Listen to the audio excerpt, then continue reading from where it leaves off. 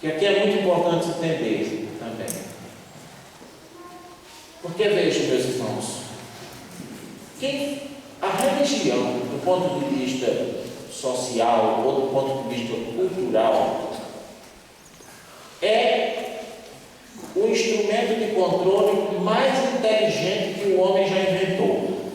Eu estou falando aqui bem humano, bem científico, porque a gente sabe que religião é revelação, o cristianismo é revelação, é Deus que revela ao homem. Mas independente da revelação, o homem tem uma cultura religiosa. Todas as sociedades e civilizações, elas sempre tiveram uma religião. E a religião, em todas as épocas, foi o instrumento de controle mais inteligente que o homem já inventou, por assim dizer. Ele é mais eficiente do que qualquer tipo de sistema de repressão. Para controlar a sociedade, para deter o crime, para evitar que as pessoas façam coisas erradas contra o próximo, a religião é mais eficiente do que a polícia, é mais eficiente do que o sistema judiciário, é mais eficiente do que até mesmo o controle comunitário. Por que é mais eficiente? Porque a religião, ela imprime um princípio de fazer o bem, um princípio introspectado na pessoa, interno na pessoa, não exterior. É a pessoa que começa a ter a convicção de que ela precisa fazer as coisas bem feitas, ela precisa fazer o bem. E quem é que julga ou toma conta do processo? É Deus. E Deus está onde? Deus está em toda parte. A polícia está em toda parte? Ah, coitado. O sistema judiciário está em toda parte? O pai e a mãe conseguem controlar o filho em toda parte? Não conseguem, porque eles burlam. Mas ninguém consegue burlar Deus. Se a pessoa tem a noção de Deus, Deus está vendo. Por isso que aquele princípio dos nossos pais colocavam na gente antigamente, até que valia a pena. Olha, Deus está vendo e Deus castiga. A gente tem medo de fazer as coisas erradas, porque Deus está vendo. Eu não posso fugir de Deus. E isso faz com que de mim mesmo eu comece a fazer as coisas. Eu comece a fazer as coisas corretas. E por isso a religião tem um corpo moral.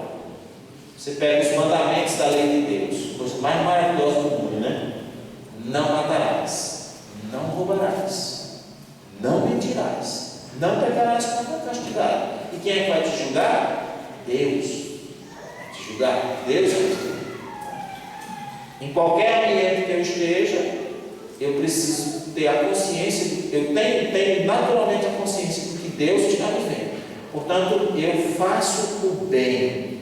Ora, para que o pecado se dissemine no mundo, né, de uma maneira mais como nós estamos vendo nos dias de hoje, o maior inimigo, eu não gosto muito dessas teorias conspiracionistas, mas vamos imaginar que tenha havido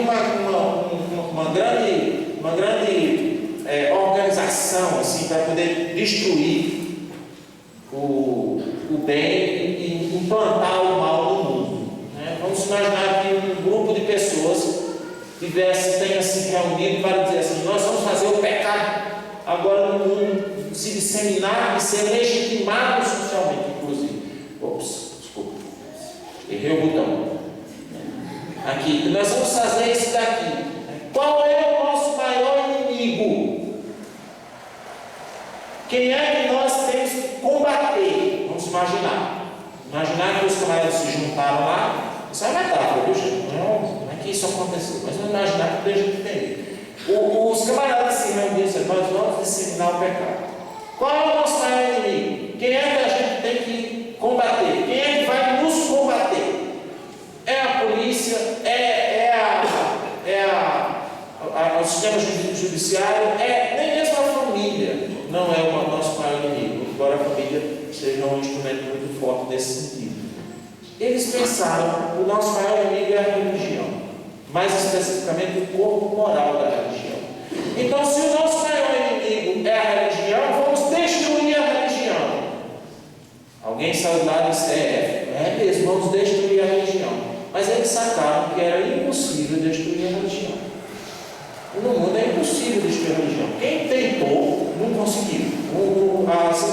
tentou fazer a civilização comunista, não conseguiu, deu uma porrada, só durou aí alguns anos.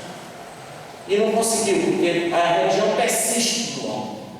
Então, se não é possível destruir a religião, vamos mudar o sistema religioso.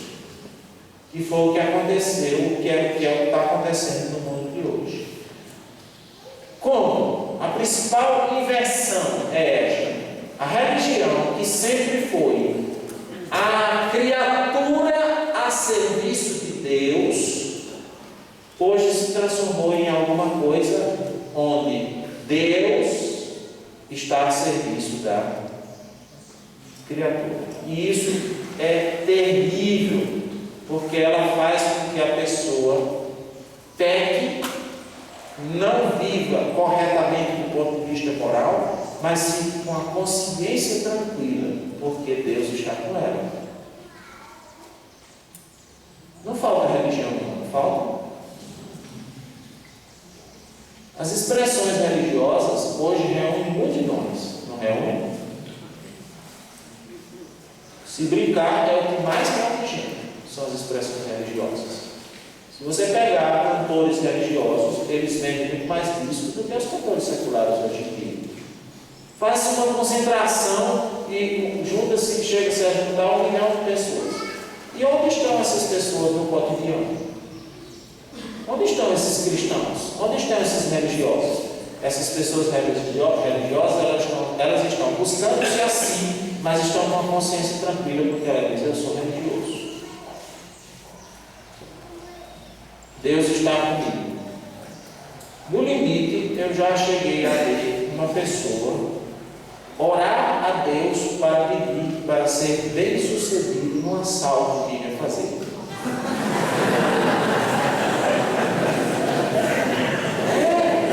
Isso não é incomum. Isso não é incomum. A pessoa tem 2, 3, 4 casamentos, 5 casamentos, continua lá. Ela muda de igreja, mas ela permanece com a consciência, né, de que é uma pessoa religiosa, é uma pessoa santa, né, que está com Deus e Deus está com ela. Mudaram o sistema religioso. Olha só, mudaram o sistema religioso. Foi realmente um golpe de mestre, digamos assim. Se a gente quiser pensar a coisa sobre essa perspectiva conspiracionista, foi realmente um golpe de mestre. Eles não acabaram com a religião, eles mudaram. Ele, pelo contrário, ele aumentou-se a religião. Alguns estudiosos chegam a chamar essa época nossa contemporânea de a revanche de Deus. Como se Deus, em algum momento, porque historicamente, em algum momento, com o avanço do comunismo, do iluminismo, foi como se Deus tivesse saído de cena na história. E depois Deus tivesse tido uma revanche, voltou agora com toda a força. Pura ilusão, pura ilusão. Nós temos hoje um sistema religioso que foi um verdadeiro golpe de mestre. Muito embora, e aqui digo para concluir essa primeira parte, partilho com vocês uma vez em que Deus nos falou uma palavra em profecia. Ele disse assim: os meus inimigos, eles vão dar em vocês um golpe de mestre, mas eu vou dar um golpe de Senhor. É o que nós estamos esperando. Essa aí é a dimensão da terra. A gente precisa acreditar que Deus precisa, e é verdade, né, que Deus só permite o mal para retirar um bem daquilo. Então, nós estamos aguardando que Deus dê esse golpe do Senhor neste mundo para que a gente possa, pelo menos, enxergar o que está acontecendo. Meus irmãos, deu para compreender, sim, 4 coisas que enfraquecem a vontade. Não é sério esse problema, não é sério. Mas depois do intervalo, eu vou dar algumas dicas de como combatê-los.